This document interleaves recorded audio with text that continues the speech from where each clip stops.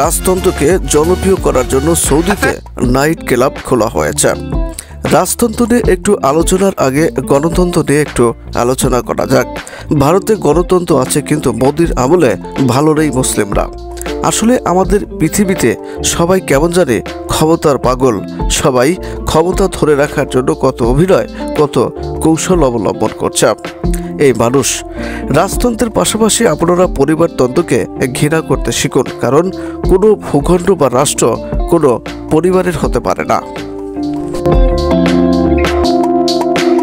রাষ্ট্র সকলের, আমরা সবাই প্রজা, আমরা সবাই রাজা। রাজার ছেলে রাজা হবে, প্রজার ছেলে প্রজা হবে, এটা হতে পারে না। যারা দেশ সমাজের জন্য ত্যাগ স্বীকার করেছে, যুদ্ধ করেছে, তাদের সম্মান করা দরকার, তাদের মনে রাখা দরকার, তার ছেলে পেলেকে নয়। যেটা বলছিলাম, সৌদিতে এমনকি মধ্যপ্রাচ্য জুড়ে যেসব দেশে রাজতন্ত্রের শাসন চলছে, সেই সব দেশের মানুষ রাজতন্ত্রের মধ্যে বসবাস করতে চায় না। তাদেরকে বন্দুকের নলের ভয় দেখিয়ে দাবিয়ে রাখা হয়েছে।